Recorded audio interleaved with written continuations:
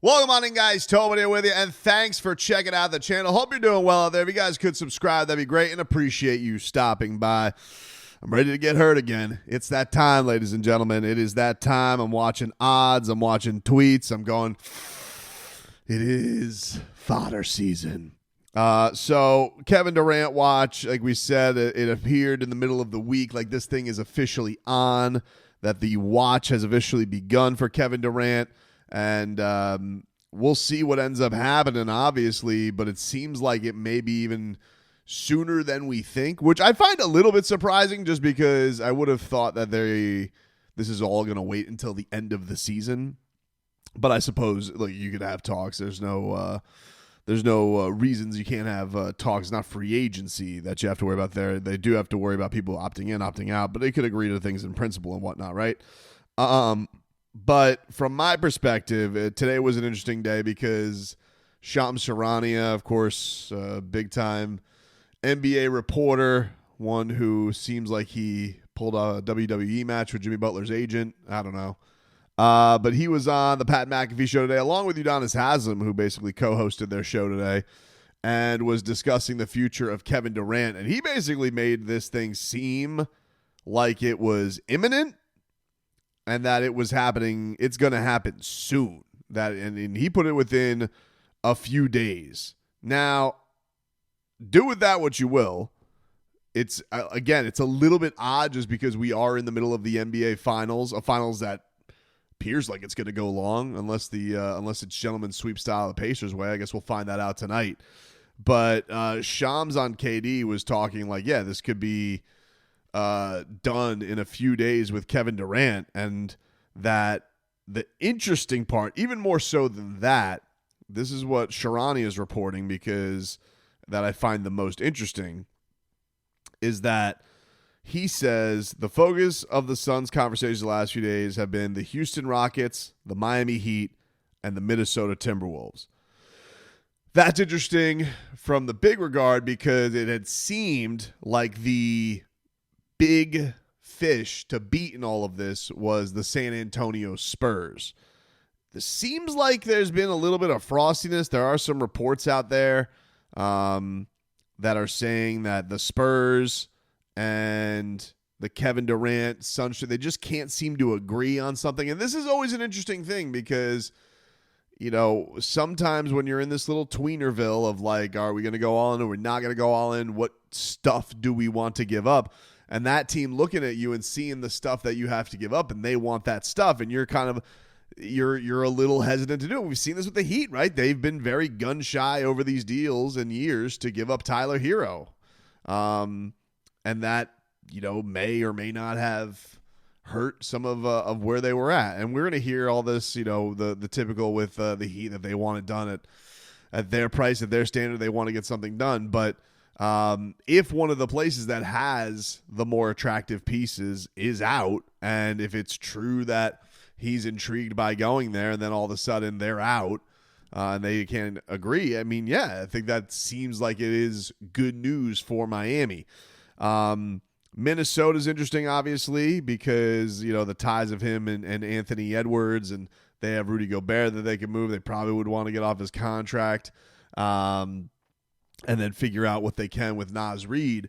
But, they have a lot of cap constraints as well, so they make it a little bit difficult to deal with. And then, of course, you have Houston, who is, got the likes of, Jabari Smith and Jalen Green, and is that enough to part with? Is that something that would get them to move off of it? And then also, what is their hunger level for making the Kevin Durant trade as well? Because it's felt like they're a little bit iffy on it. And you also have to wonder, and this is the other part of these deals, how much does the Giannis Antetokounmpo derby, those two teams maybe wanting to keep their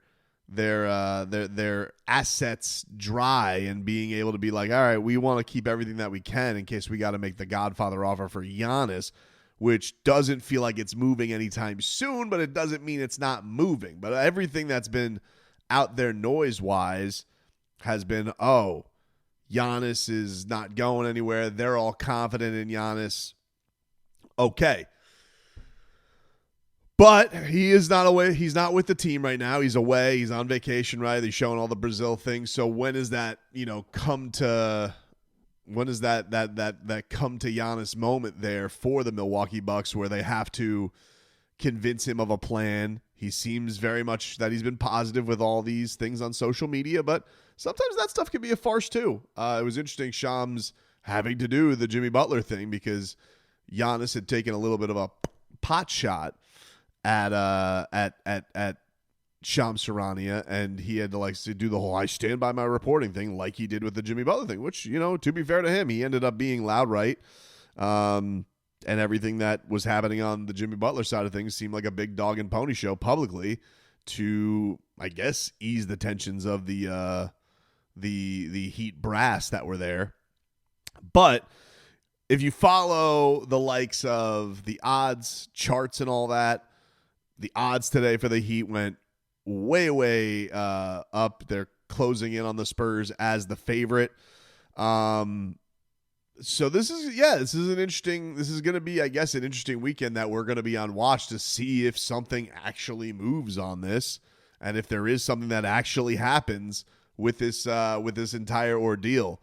Because as odd as it is to be at this spot with the Miami Heat, and with the season still going on, apparently moves are happening. And I got to be honest with you, I'm sure that there's a little bit of a push from the brass there to keep coverage going because not a lot of people are into this finals. Unfortunately, so it's a fine basketball series.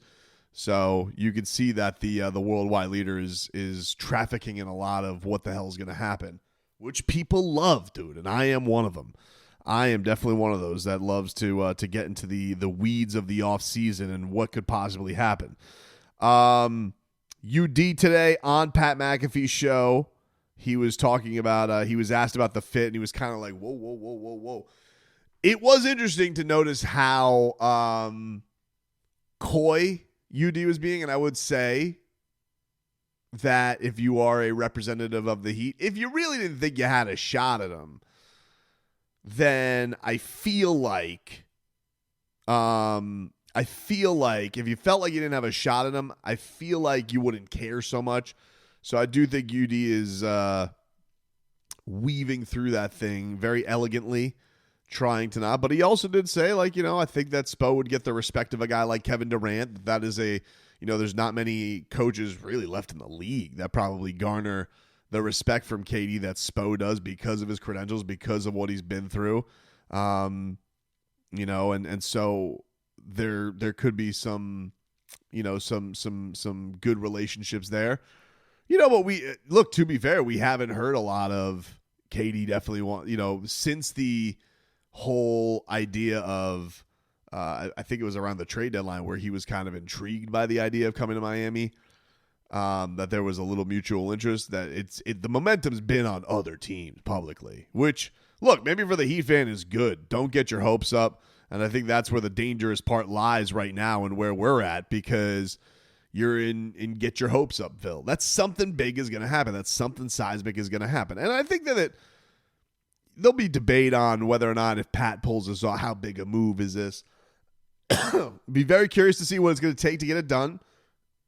Excuse me. How much the Heat are willing to give to get it done. I still keep coming back to, I think Kel'el Ware, to me, it feels like the big piece here. And them to decide between their two young bigs, Nico or Kel'el, which one to part with. That to me feels like the difference, and I feel like the Suns are going to lean more towards wanting to get Kel'el Ware, and then where's the Heat's appetite at that? It's a hard question. I'm not, I think, and I think I've said this, look, if the draft capital is minimal for that, and so if it's 20 in Kel'el, I think it's a palatable deal. I don't love it. I wouldn't be thrilled with it, but I think that's a deal that you ultimately, if you really want to improve this year and you want to see yourself and see what your little all-star duo in Bam and Tyler can do and where they go from here and what they could do in the East, and And if somebody like Kevin Durant unlocks a lot with them, it's either that or they're babysitters and they're trying to figure out, okay, who are the young guys we're going to pick? So where this organization's at, the age of Pat Riley, Pat talking about, Spo being worn down. I do think about that a little bit, right? Like Pat talking about how Spo looked worn down, wearing it. I think there would be a part of Eric Spoelstra that would be reinvigorated to coach somebody like Kevin Durant. He really trusts veterans. He does. Like, it's not something we all love as fans all the time because of his obsession with Lowry and Kevin Love and Iguodala and PJ Tucker. And these are guys that I really, really, but Spo really appreciates having somebody with basketball savvy and knowledge, not a kid that he has to hold their hand through it, which you're going to still have to do with Kel'el next year. He may be an extraterrestrial dude who's cooking Victor Wembanyama. That's also a very scary thing to give away. So, like, look, by all means, if the Heat can find a way to do it without giving up him, amazing.